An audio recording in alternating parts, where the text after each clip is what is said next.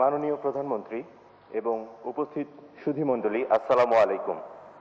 Special security ফোর্সের 34তম প্রতিষ্ঠাবার্ষিকী উপলক্ষে আয়োজিত গণপ্রজাতন্ত্রী বাংলাদেশ সরকারের মাননীয় প্রধানমন্ত্রীর দরবারে স্পেশাল সিকিউরিটি ফোর্সের সকল সদস্যের পক্ষ থেকে আমি মেজর ফাহাদ আপনাদেরকে স্বাগত জানাচ্ছি।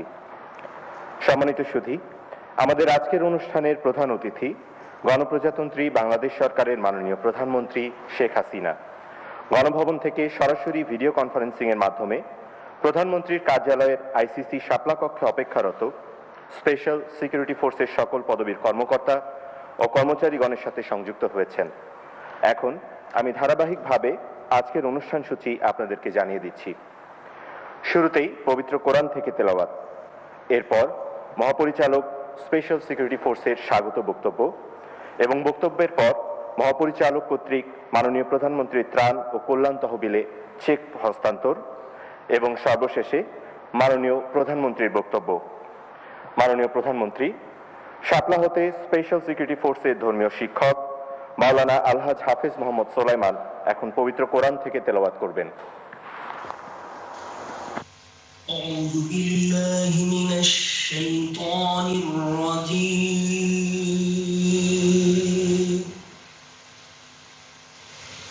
بسم الله الرحمن الرحيم يا أيها الذين آمنوا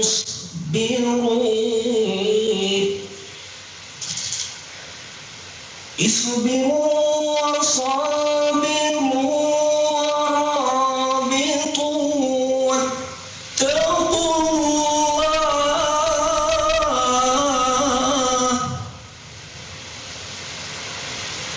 واتقوا الله لعلكم تفلحون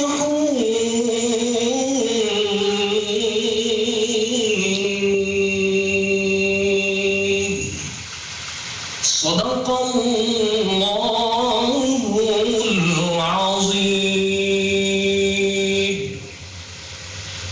তিলাওয়াতকৃত আয়াতের অর্থ: হে বিশ্বাসীগণ, তোমরা সকল বিষয়ে ধৈর্য ধারণ করো আর তোমাদের সার্বিক নিরাপত্তা ব্যবস্থা জোরদার করো এবং জীবনের সকল ক্ষেত্রে মহান আল্লাহকে অধিক পরিমাণ ভয় করো, তাহলেই সফল কাম হবে। সূরা আলে ইমরান। ওয়া মা তাওফীকি ইল্লা বিল্লাহ। আসসালামু আলাইকুম ওয়া রাহমাতুল্লাহ। সম্মানিত সুধীমণ্ডলী, এখন আমাদের মাঝে স্বাগত বক্তব্য প্রদান করবেন স্পেশাল সিকিউরিটি ফোর্সের মহাপরিচালক major general Mohammad Mujibur Rahman.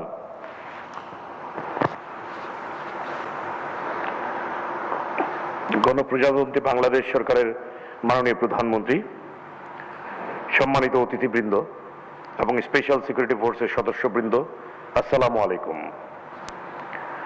Special security ফোর্সের 34তম প্রতিষ্ঠাবার্ষিকী উপলক্ষে আয়োজিত মাননীয় প্রধানমন্ত্রীর দরবারের শুরুতেই আমি পরম করুণাময় ও অসীম দয়ালু সর্বশ্রেষ্ঠ নিরাপত্তা প্রদানকারী আল্লাহর কাছে কৃতজ্ঞতা প্রকাশ করছি। আমি অত্যন্ত শ্রদ্ধাবনত চিত্তে স্মরণ করছি বাঙালি জাতিসত্তার অনন্ত প্রেরণার কেন্দ্রস্থল, সর্বকালের সর্বশ্রেষ্ঠ বাঙালি জাতির পিতা বঙ্গবন্ধু শেখ মুজিবুর রহমানকে, যিনি তার সমগ্র জীবনের ত্যাগ, তিতিক্ষা এবং নির্ভীক চিত্তে নিজের জীবন উৎসর্গ করার মাধ্যমে একটি স্বাধীন, সার্বভৌম ও আত্মমর্যাদাশীল জাতি হিসেবে পৃথিবীর বুকে বাঙালি এবং বাংলাদেশকে প্রতিষ্ঠিত করে গেছেন। আমি শ্রদ্ধাবনচিত্তে স্মরণ করছি বঙ্গমাতা শেখ ফজিলাতুন্নেসা মুজিব, মুক্তিযোদ্ধা ক্যাপ্টেন শেখ কামাল, মুক্তিযোদ্ধা লেফটেন্যান্ট শেখ জামাল, শিশু শেখ রাসেল সহ 1975 সালের 15 আগস্টে শাহাদাত বরণকারী বঙ্গবন্ধু পরিবারের সকল শহীদদের। আমি স্মরণ করছি মহান স্বাধীনতা যুদ্ধে শাহাদাত বরণকারী সকল বীর শহীদদের, যারা বঙ্গবন্ধুর আহ্বানে যুদ্ধে ঝাঁপিয়ে পড়েছেন এবং সর্বোচ্চ আত্মত্যাগের বিনিময়ে আমাদেরকে স্বাধীন দেশ উপহার দিয়ে গেছেন। সুধীমণ্ডলী, 2020 সাল আমাদের জন্য একটি অত্যন্ত গুরুত্বপূর্ণ, ভাবগম্ভীর ও ঘটনাবহুল সাল। জাতির পিতা বঙ্গবন্ধু শেখ মুজিবুর রহমানের জন্মশতবার্ষিকীর এই বছরকে মুজিব বর্ষ হিসেবে ঘোষণা করা হয়েছে। চলমান করোনা পরিস্থিতিতে মুজিব বর্ষের সকল কার্যক্রম পুনর্বিন্যাস করা হয়েছে। এরই ধারাবাহিকতায় স্পেশাল সিকিউরিটি ফোর্সের 34তম প্রতিষ্ঠাবার্ষিকীতে আজকের এই অনাড়ম্বর অনুষ্ঠানে আপনাদের সকলের সদয় উপস্থিতির জন্য, বিশেষ করে মাননীয় প্রধানমন্ত্রীর শত ব্যস্ততার মাঝেও তার মূল্যবান সময় দেওয়ার জন্য আমি এই বাহিনীর সকল সদস্যের পক্ষ থেকে জানাচ্ছি আন্তরিক কৃতজ্ঞতা ও ধন্যবাদ। মাননীয় প্রধানমন্ত্রী, স্পেশাল সিকিউরিটি ফোর্সের প্রধান হিসাবে আপনার সুদূর প্রসারী সিদ্ধান্ত, বিচক্ষণতা ও দিক নির্দেশনায় এই বাহিনী প্রত্যাশিত পেশাগত দক্ষতা অর্জন করেছে এবং সমৃদ্ধ হয়েছে। এই বাহিনীর উন্নতি সাধনের জন্য বিভিন্ন সময়ে আপনি যে সকল প্রশাসনিক এবং কল্যাণমুখী পদক্ষেপ নিয়েছেন তা আমরা সকলেই কৃতজ্ঞ চিত্তে স্মরণ করি। বিশেষ করে গত 10 মার্চ 2020 অনুষ্ঠিত একনেকের সভায় এসএসএফ এর জন্য একটি অত্যাধুনিক ত্রিমাত্রিক ফায়ারিং রেঞ্জের অনুমোদন দানের জন্য বাহিনীর সকলের পক্ষ থেকে আমরা আপনাকে কৃতজ্ঞতা জানাচ্ছি। সুধীমণ্ডলী, আজকের এই ভিডিও কনফারেন্সের মাধ্যমে আমি ভিআইপি নিরাপত্তা কাজে সহায়তা দানকারী বাংলাদেশ সেনা, নৌ ও বিমান বাহিনী, বাংলাদেশ পুলিশ, বাংলাদেশ আনসার ও ভিডিপি সহ সকল গোয়েন্দা ও সেবাদানকারী সংস্থাকে আন্তরিক ধন্যবাদ ও কৃতজ্ঞতা জানাচ্ছি। সশ্রদ্ধ চিত্তে ধন্যবাদ জানাচ্ছি সকল বাহিনী ও সংস্থা প্রধানদেরকে, যারা নিরন্তর সহযোগিতা দিয়ে আমাদেরকে কৃতজ্ঞতা পাশে আবদ্ধ করেছেন। আমরা বিশ্বাস করি আপনাদের আন্তরিক সহযোগিতা ছাড়া এই মহান কর্তব্য পালন করা সম্ভব নয়। আমি মহামান্য রাষ্ট্রপতির সচিবালয়ের আপন বিভাগ ও জনবিভাগের সকল কর্মকর্তা ও কর্মচারীদের তাদের সহযোগিতার জন্য ধন্যবাদ জানাচ্ছি। পররাষ্ট্র মন্ত্রণালয়, বিশেষ করে প্রোটোকল শাখার সকল কর্মকর্তা ও সদস্যদেরকেও তাদের সহযোগিতার জন্য ধন্যবাদ জানাচ্ছি। একই সাথে মাননীয় প্রধানমন্ত্রীর ব্যক্তিগত কর্মকর্তা, প্রধানমন্ত্রী কার্যালয়ের সচিব, শ্রদ্ধেয় মুখ্য সচিব সহ প্রধানমন্ত্রী কার্যালয়ের সকল কর্মকর্তা এবং অন্যান্য সদস্যদেরকে তাদের সহযোগিতার জন্য ধন্যবাদ জানাচ্ছি। আমরা আন্তরিকভাবে কৃতজ্ঞতা জানাচ্ছি মাননীয় নিরাপত্তা উপদেষ্টাকে, যিনি সবসময় পরামর্শ ও দিক নির্দেশনা দিয়ে আমাদের পাশে থাকেন। আজকের অনুষ্ঠানে যোগদানের জন্য প্রিন্ট ও ইলেকট্রনিক মিডিয়ার সম্মানিত সদস্য এবং গণমাধ্যম কর্মীদের আন্তরিক ধন্যবাদ জানাচ্ছি। মাননীয় প্রধানমন্ত্রী, শত ব্যস্ততার মাঝেও 34তম প্রতিষ্ঠাবার্ষিকীর এই শুভ দিনে ভিডিও কনফারেন্সের মাধ্যমে উপস্থিত হয়ে আপনি আমাদের উৎসাহিত এবং অনুপ্রাণিত করেছেন। আমি এই বাহিনীর গর্বিত সদস্যদের পক্ষ থেকে আপনাকে জানাই সশ্রদ্ধ কৃতজ্ঞতা ও ধন্যবাদ। মাননীয় প্রধানমন্ত্রী, আপনার এবং আপনার পরিবারের সকল সদস্যের সুস্বাস্থ্য এবং সর্বাঙ্গীন কল্যাণ কামনা করে আমার বক্তব্য শেষ করছি। ধন্যবাদ মাননীয় প্রধানমন্ত্রী, ধন্যবাদ উপস্থিত সকলকে। জয় বাংলা, বাংলাদেশ চিরজীবী হোক।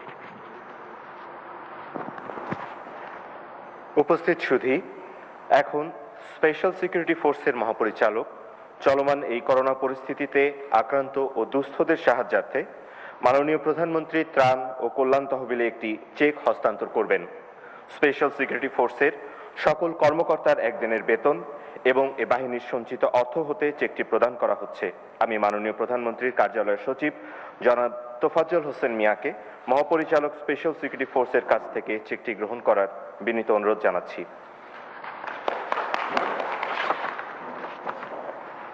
সুধীমণ্ডলী, এখন আমাদের মাঝে বক্তব্য প্রদান করবেন আজকের অনুষ্ঠানের প্রধান অতিথি, গণপ্রজাতন্ত্রী বাংলাদেশ সরকারের মাননীয় প্রধানমন্ত্রী শেখ হাসিনা। মাননীয় প্রধানমন্ত্রীকে তার মূল্যবান দিক নির্দেশনামূলক বক্তব্য প্রদানের জন্য সবিনয় অনুরোধ জানাচ্ছি। সুধীবৃন্দ, মাননীয় প্রধানমন্ত্রী। বিসমিল্লাহির রহমানির রহিম। এখানে উপস্থিত আমার সহকর্মীবৃন্দ যারা আছেন এবং এসএসএফ এর মহাপরিচালক ও সদস্যবৃন্দ এবং এসএসএফ এর যারা আমার অফিসে যারা উপস্থিত, সকলকেই আমার আন্তরিক শুভেচ্ছা জানাচ্ছি। আসসালামু আলাইকুম। আমাদের স্পেশাল সিকিউরিটি ফোর্সের 34তম প্রতিষ্ঠা বার্ষিকী। এ উপলক্ষে আমি এই বাহিনীর সকল সদস্য যারা এখানে উপস্থিত এবং যারা উপস্থিত নেই বিভিন্ন স্থানে যারা কর্মরত রয়েছেন সবাইকে আমার আন্তরিক অভিনন্দন জানাচ্ছি, শুভেচ্ছা জানাচ্ছি। আমি আমার বক্তব্যের শুরুতে পরম শ্রদ্ধাভরে স্মরণ করছি সর্বকালের সর্বশ্রেষ্ঠ বাঙালি জাতির পিতা বঙ্গবন্ধু শেখ মুজিবুর রহমানকে, যার নেতৃত্বে আমরা স্বাধীনতা অর্জন করেছি। আমি শ্রদ্ধা জানাই জাতীয় চার নেতার প্রতি, শ্রদ্ধা জানাই 30 লক্ষ শহীদ, 2 লক্ষ মা বোনের প্রতি, মুক্তিযোদ্ধাদের জানাই আমার সশ্রদ্ধ সালাম। আমি শ্রদ্ধাভরে স্মরণ করি 15ই আগস্ট ঘাতকের নির্মম বুলেটের আঘাতে শাহাদত বরণকারী আমার মা বেগম ফজিলাতুন্নেসা মুজিব এবং আমার ভাই কামাল জামাল রাসেল এবং তাদের নবপরিণীত বধূ সুলতানা এবং রোজি সহ যারা সেদিন শাহাদাত বরণ করেছেন। আমি শ্রদ্ধা জানাই আমার বাবা, সেই সব বাংলাদেশের রাষ্ট্রপতি জাতিপিতা বঙ্গবন্ধু শেখ মুজিবুর রহমানের সামরিক সচিব কর্নেল জামিল, যিনি ব্রিগেডিয়ার পদে পদোন্নতি পেয়েছিলেন কিন্তু তখন কার্যকর হয়নি, কিন্তু আমরা এসে পরে সেটা করে দিয়েছি। কাজে ব্রিগেডিয়ার জামিল তিনি যখন শুনলেন যে ওই বাড়ির আক্রমণ হয়েছে তিনি ছুটে এসেছিলেন, কিন্তু তাকেও ঘাতকের দল নির্মমভাবে হত্যা করে। ওই বাড়িতে উপস্থিত কর্মরত পুলিশ অফিসার একজন নিহত হন এবং একজন আহত হয়। সেদিন যারা জীবন দিয়েছে তাদের কথা আমি স্মরণ করি। এবং এই গোলার আঘাতে মোহাম্মদপুরে কয়েকটি বাড়ি, সেখানেও বেশ প্রায় 11 জন মানুষ এক পরিবারে মারা যায়, আরেকটি পরিবারে আরও কয়েকজন, এরকম 17 জন মানুষ মারা যায়। আমি তাদেরকেও স্মরণ করছি।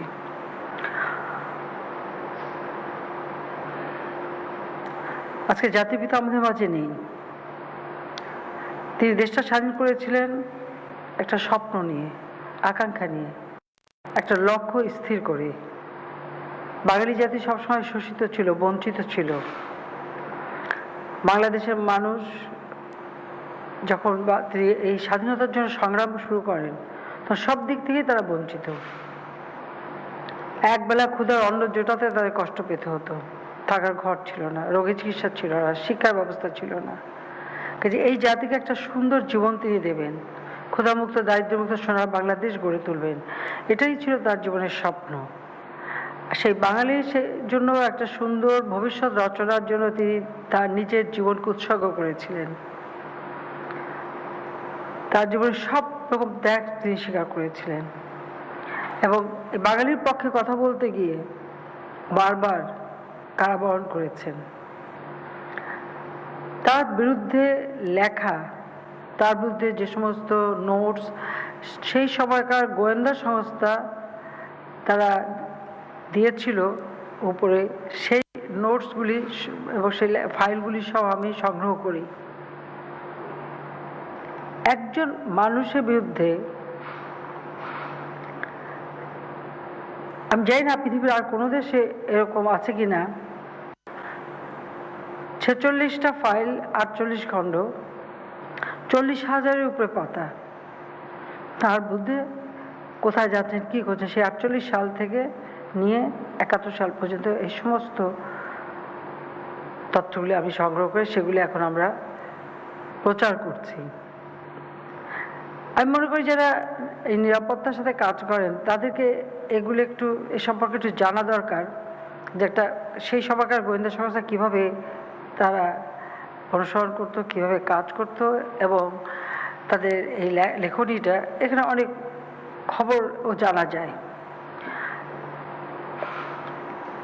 প্রকৃতপক্ষে আমরা যে বাংলাদেশ স্বাধীন, এই স্বাধীনতার ইতিহাসটা কিন্তু ওই গোয়েন্দা রিপোর্ট থেকেই কিন্তু বেরিয়ে আসে যে তিনি ধীরে ধীরে একটি জাতিকে কিভাবে স্বাধীনতার চেতনায় উদ্বুদ্ধ করেছিলেন, এবং তারই ডাকে সাড়া দিয়ে বাঙালি অসহযোগ আন্দোলন করে এবং অসহযোগ আন্দোলন থেকে সশস্ত্র বিপ্লব করে আমাদের এই দেশটা স্বাধীন হয়।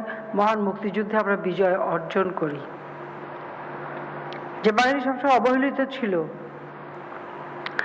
সেই বাঙালি জাতি যখন একটা স্বাধীন রাষ্ট্র পেল, সেই স্বাধীন রাষ্ট্রকে তিনি গড়ে তুলতে চেয়েছিলেন এবং সে পরিকল্পনা তিনি নিয়েছিলেন। সে সুদূর প্রসারী পরিকল্পনা, কিন্তু সেটা তিনি বাস্তবায়িত করতে পারেনি। মাত্র 3.5 বছর হাতে সময় পেয়েছে। যুদ্ধবিধ্বস্ত দেশ গড়ে তুলে যখন অর্থনৈতিক উন্নয়নের পথে পা বাড়ান, তখনই তাকে নির্মমভাবে হত্যা করা হয়। এবং এই হত্যার পর একটার পর একটা কূপ, বাংলাদেশে সেই সময় 19টা কূপ হয়েছে প্রতিনিয়ত। ওই সেনাবাহিনীতে বিধবার কান্না, সন্তানহারা মাতার কান্না, পিতা হারা সন্তানের কান্না, এইরকম একটা দুর্বিষহ অবস্থা ছিল। 6 বছর বিদেশে ছিলাম, আসতে পারিনি, নিষিদ্ধ ছিলাম।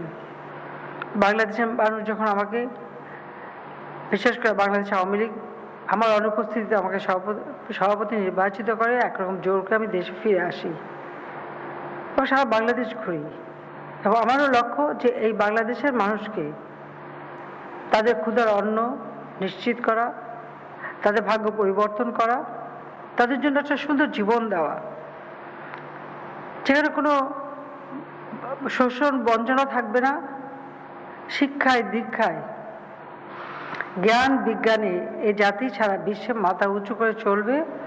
আর বাংলাদেশ যে রাষ্ট্র আমরা লাখো শহীদের রক্তের বিনিময়ে অর্জন করেছি, সেই রাষ্ট্র বিশ্ব দরবারে মর্যাদার সাথে চলবে।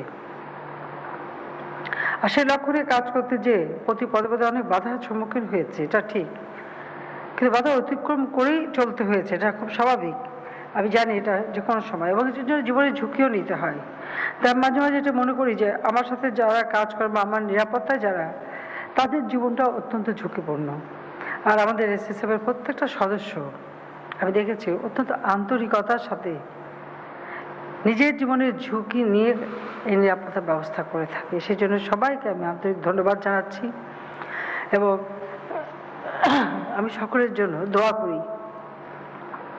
ঠিক যেভাবে প্রতিদিন নামাজ পড়ে আমি আমার নিজের সন্তান এবং আমার দেশবাসী এবং সেই সাথে আমার সঙ্গে যারা কাজ করে সকলের জন্য আমি দোয়া করি যেন সবাইকে আল্লাহ যেন নিরাপদে রাখে। আজকে এমন একটা পরিবেশে আমরা এই অনুষ্ঠান করছি যে আমার নিজের অফিস, আমি সেখানে বসতে পারিনি, আমি গণভবন থেকে ভিডিও কনফারেন্সের মাধ্যমে করে যাচ্ছি। যদিও হ্যাঁ, বাংলাদেশ ডিজিটাল বাংলাদেশ হবে 2008-এর নির্বাচনে ইতিহাস সেই ঘোষণা দিয়েছিলাম। আজকে সেই ডিজিটাল পদ্ধতিতে এটা করতে পারছি। আর এই ডিজিটাল করেছিলাম বলে আজকে করোনা নামে যে একটা ভাইরাস সারা বিশ্বকে আজকে একেবারে স্থবির করে দিয়েছে, তারপরেও আমরা আমাদের দেশের মানুষের সেবা করতে পারছি, তাদের জন্য কাজ করতে পারছি, তাদের চিকিৎসা সেবা দেওয়া থেকে শুরু করে আর্থিক সহযোগিতা থেকে শুরু করে সব ধরনের সুযোগ আমরা দিতে পারছি, যেহেতু আজকে সত্যি বাংলাদেশ আমরা ডিজিটাল করেছি। সেদিক থেকে একটা যে আমরা একটা প্রযুক্তি ব্যবহার করছি, এটা আমাদের আনন্দের বিষয়। আর দুঃখের বিষয় হলো যারা প্রতিনিয়ত আমার জন্য কাজ করে আমি তাদের কাছে যেতে পারছি না, আমাকে দূরের থেকে কথা বলতে হচ্ছে, এটা হচ্ছে সবথেকে কষ্টের। তারপর আমি বলবো সবাই ভালো থাকবে, সুস্থ থাকবে, সেটাই আমি কামনা করি। আমি যখন সরকার গঠন করি তখন আমি দেখেছিলাম যে আমাদের এসএসএফ এর মানে প্রতিনিয়ত তাদেরকে যেহেতু একটা মানে যে শুধু রাষ্ট্রের সরকার প্রধান বা রাষ্ট্রপ্রধান না, আমাদের দেশে প্রচুর বিদেশি অতিথি আসে, ভিআইপিরা আসে, অনেক দেশের রাষ্ট্রপ্রধান সরকার প্রধানরা আসে, তাদেরও নিরাপত্তা আমাদের নিশ্চিত করতে হয়। এই জন্য সব ধরনের প্রস্তুতি আমাদের দরকার। অনেক সময় আমরা দেখেছি যে সেই সময় আমি যখন প্রথমবার সরকার আসি, ঠিক ওই ধরনের মানে নিরাপত্তা দেওয়ার মতো আধুনিক তেমন কিছু আমাদের ছিল না, বা সংখ্যার দিক থেকে কম ছিল। তার উপর এতে বসবাসের জন্য কোনো সুনির্দিষ্ট সুরক্ষিত জায়গাও ছিল না। অনেক সময় অনেকেই সমস্যার সম্মুখীন হতে হয়েছিল, যে জন্য আমি সেই সময় প্রথম যে ফায়ারিংয়ে প্র্যাকটিস করার জন্য প্রথম 96 সালেই প্রথম, এখন যেটা আছে ওটা আমার সেই সময় করে দেওয়া, এখন আমরা আরও আধুনিক করে দিচ্ছি। পাশাপাশি বিশ্ব এগিয়ে যাচ্ছে, ক্রাইমের ধরনটাও বদলে যাচ্ছে। হয়তো আগে এক ধরনের হতো, এখন অন্যভাবে হয়। কাজে প্রতিনিয়ত কিন্তু আমরা এটা দেখতে পাই যে যত প্রযুক্তি ব্যবহার হচ্ছে, সেই প্রযুক্তি যখন ভালো কাজে ব্যবহার হয়, আবার মন্দ কাজেও ব্যবহার হয়। সেদিকে লক্ষ্য রেখে আমাদের যারা নিরাপত্তায় আছে তাদেরকেও সেই আধুনিক প্রযুক্তি জ্ঞান সম্পন্ন হতে হবে। কি কি ধরনের ক্রাইম হচ্ছে সেটা জেনে নিয়ে তার সঙ্গে সেটাকে কিভাবে প্রতিরোধ করতে হবে, তার জন্য যেমন প্রশিক্ষণ প্রয়োজন, প্রশিক্ষণের সাথে সাথে ইকুইপমেন্টসও দরকার। আমরা যতদূর আমরা পেয়েছি, আমরা কিন্তু আমাদের এসএসএফ এর জন্য সবই আমি গিয়েছি, আমি ডিটেলসে যাব না, ডিটেলসে বলা বোধহয় ঠিকও হবে না, কিন্তু এটা নিশ্চয়ই আপনারা জানেন যে সব ধরনের ব্যবস্থা যখন যেটা আধুনিক আসে তখন পাওয়া যায় সেটা আমরা সংগ্রহ করার চেষ্টা করি।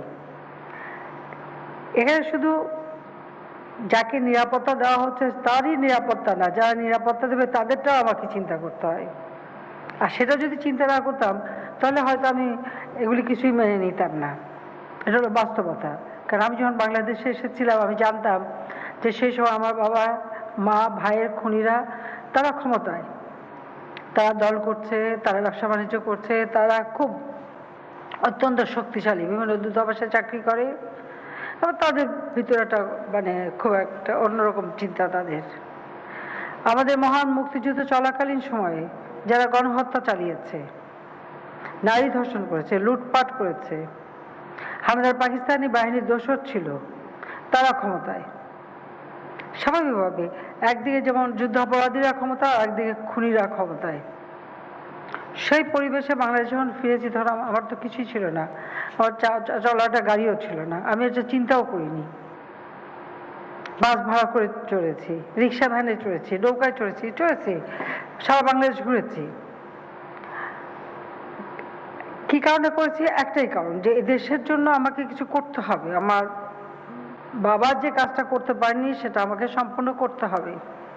আমি কৃতজ্ঞতা জানাই বাংলাদেশের জনগণের কাছে যে তারা আমাকে ভোট দিয়েছে, নির্বাচিত করেছে, সুযোগ দিয়েছে তাদের সেবা করার। আর যার ফলে আজকে বাংলাদেশ, আমরা অন্তত একটু বলতে পারি যে এই করোনা ভাইরাসটা এসে আমাদের সকল অগ্রযাত্রাটা থামিয়ে দিয়েছে। সেজন্য সত্যি মাঝে মাঝে কষ্ট হয়, কিন্তু আজকে আমরা কিন্তু আমাদের দারিদ্র যেখানে আমরা পেয়েছিলাম 40 ভাগ, সেটাকে আমরা 20 ভাগে নামিয়ে এনেছি। আমাদের প্রবৃদ্ধি আমরা 8.1 ভাগে উঠিয়েছিলাম। আমাদের মূল্যস্ফীতি আমরা কিন্তু তার 5 থেকে 5.56 মধ্যে রাখতে সক্ষম হয়েছিলাম। আমরা মাথাপিছু আয় বৃদ্ধি করেছি, গ্রামের অর্থনীতিকে আমরা উন্নতি করেছি, এবং সেই সাথে আমাদের সকল সরকারি বেতন ভাতা যারা পায় সকলের বেতন ভাতা আমি বৃদ্ধি করে দিয়েছিলাম, যেন প্রত্যেকে তার নিজ সংসারটা সচ্ছলভাবে চালাতে পারে।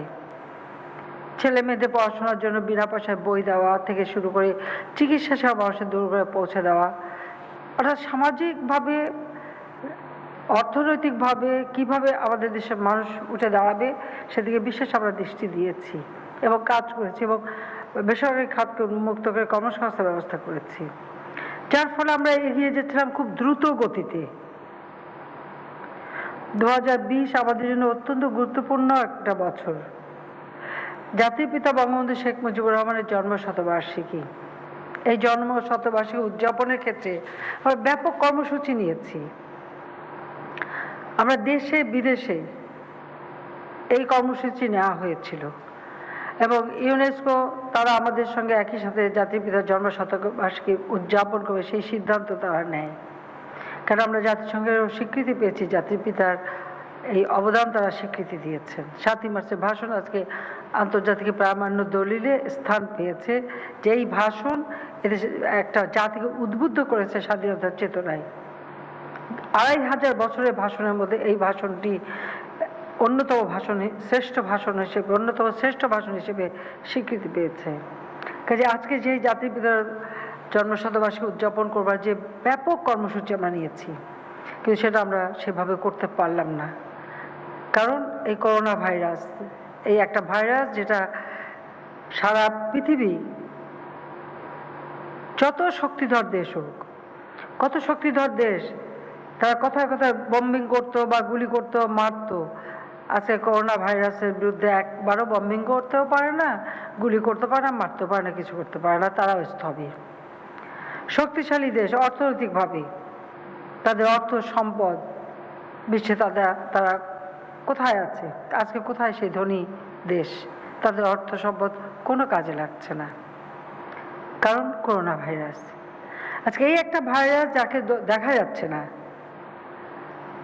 অদৃশ্য একটা শক্তি, জানি না আল্লাহ রাব্বুল আলামিনের কি খেলা। সেই অদৃশ্য শক্তির ভয়ে আজকে সারা বিশ্ব স্থবির, সারা বিশ্ব স্তম্ভিত। তার সাথে আছে যোগ হয়েছে মৃত্যু। যদিও রোগের সঙ্গে আরো অনেক বেশি মানুষের মৃত্যু হয়। আমাদের দেশে ঘনবসতিপূর্ণ একটি দেশ, সেটা নানা গাড়ি অ্যাক্সিডেন্ট থেকে শুরু করে বিভিন্ন রোগে মানুষ অনেক মারা যায়। কিন্তু করোনা ভাইরাসের ভয়, ভীতি এবং মৃত্যু সমস্ত বিশ্ব তাদের মানে সব শক্তিকে যেন একেবারে স্থবির করে দিয়েছে। সেই একটা পরিবেশে আজকে আমরা এখানে জনশতবার্ষিকী অনেক অনুষ্ঠান আমরা ডিজিটাল পদ্ধতিতেই করেছি, যেখানে লোক সমাগম যেন কম হয়। পাশাপাশি আমাদের অন্যান্য অনুষ্ঠানও, কারণ একদিকে মানুষকে বাঁচানো, আবার মানুষের খাবারের ব্যবস্থা, চিকিৎসার ব্যবস্থা, শিক্ষার ব্যবস্থা সেগুলোও যাতে ঠিক থাকে, চলমান থাকে, সেদিকেও আমরা বিশেষভাবে লক্ষ্য রাখছি। সেদিকে লক্ষ্য রেখেও আমরা বিভিন্ন কর্মসূচি করে যাচ্ছি। তারপরেও আমি বলবো যে আমি বারবার মানুষের মাঝে যাই এই কারণে, আজকে ডিজিটাল পদ্ধতি আছে বলে আমি যেতে পারছি, কথা বলতে পারছি। আমি চাই আমাদের মানুষের ভিতরে যেন একটা আস্থা থাকে, বিশ্বাস থাকে। সেই বিশ্বাস আস্থাটা ধরে রাখতে হবে, কারণ আমরা হার মানবো না। মৃত্যু তো হবে, মৃত্যু যে কোনো মুহূর্তে যে কোনো কারণে হতে পারে, কিন্তু তার জন্য মৃত্যু ভীতু হয়ে হার মানতে হবে এই ধরনের একটা অদৃশ্য শক্তির কাছে, এটা তো না। সেজন্য আমাদেরও সেইভাবে প্রচেষ্টা চালাতে হবে। এবং আমি দেশবাসীকে সেটাই বলবো যে স্বাস্থ্য সুরক্ষার জন্য যা যা নির্দেশনা সেগুলি মেনে চলে নিজের জীবনকে চালাতে হবে, কিন্তু আবার নিজেকে সুরক্ষিত রাখা মানে অপরকেও সুরক্ষিত রাখা, সেটাও মাথায় রাখতে হবে। সেটা যেন সবাই করে। আমি এসএসএফের সকল সদস্যকে আমি আন্তরিক ধন্যবাদ জানাই। এই বাহিনীতে আমাদের সেনাবাহিনী, নৌবাহিনী, বিমান বাহিনী, আমাদের পুলিশ বাহিনী এবং আমাদের আনসার বিডিবি সকলের মিলিত একটি মানে সংগঠন। যেহেতু সকলের মিলিত একটা সংগঠন, এখানে একে অপরকে জানার সুযোগ আছে, বোঝার সুযোগ আছে, কাজ করার সুযোগ আছে। এটা একটা চমৎকার আমি মনে করি কম্বিনেশন। কাজে সকলকে আমি আমার আন্তরিক অভিনন্দন জানাই, ধন্যবাদ জানাই। এবং আমি আবারও বলবো যে আমি আমার জন্য, যেমন আমি তুমি করেই বলছি, কারণ তোমরা তো এখন আমার বলতে গেলে নাতির বয়সী, মানে আসলে আমার নাতির বয়সী সবাই বলতে হবে, বা আমার ছেলের বয়সী। এখানে আমার ছেলের বয়সী আছো, নাতির বয়সী আছো। কাজী আমি এটুকু বলবো যে তোমরা যেমন আমার নিরাপত্তার জন্য চিন্তা করো, আমি কিন্তু তোমাদের নিরাপত্তার জন্য সবসময় চিন্তা করি। তোমরা সুরক্ষিত থাকো, সেটাই আমি চাই, কারণ তোমাদের জীবনের মূল্যটা অনেক বেশি। আমরা তো বৃদ্ধ হয়ে গেছি, আজ মূল্য আজ আর কাল বিদ্যুৎ প্রহার করার সময় এসে গেছে, কিন্তু তোমাদের তো ভবিষ্যৎ আছে। কাজে তোমরা নিরাপদ থাকো, সেটা আমার সবসময় আমার চিন্তা। যে আমি আল্লাহ রাব্বুল আলামিনের কাছে দোয়া করি যে তোমরা যেভাবে আন্তরিকতার সাথে কাজ করো, আমাদের সকলের পরিবারের সদস্যরাও সকলের নিরাপত্তার জন্য আমরা তোমাদের আন্তরিকতায়, তোমাদের কর্মদক্ষতায় আমরা সত্যি মুগ্ধ।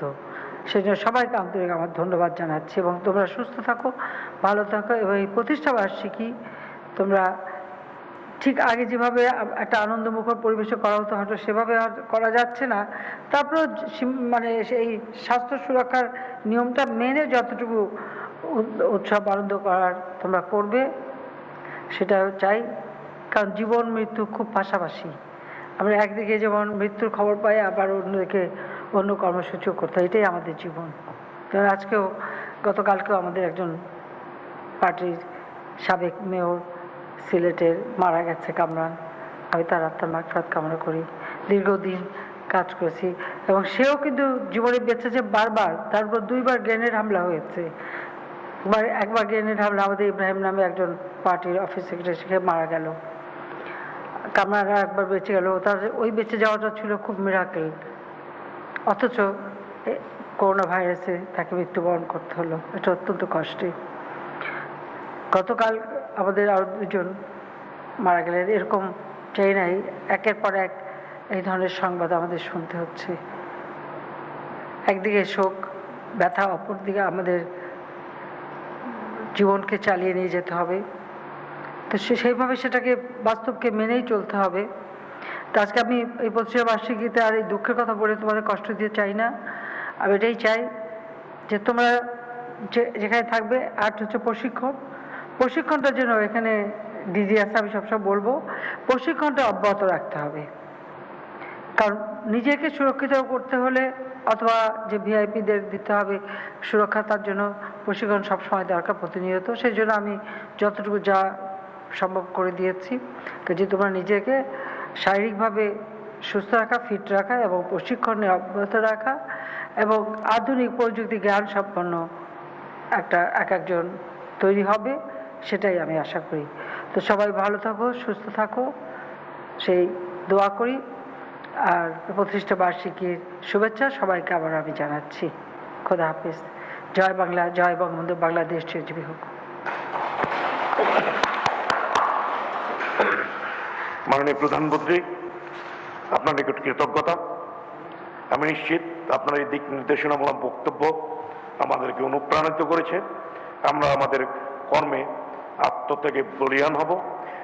মাননীয় প্রধানমন্ত্রী, আপনার সদয় অনুমোদন ক্রমে স্পেশাল সিকিউরিটি ফোর্সের 34তম প্রতিষ্ঠা বার্ষিকী উপলক্ষে আয়োজিত দরবারের সমাপ্তি ঘোষণা করতে যাচ্ছি। ধন্যবাদ স্যার। পার্লামেন্টে তো সেই জন্য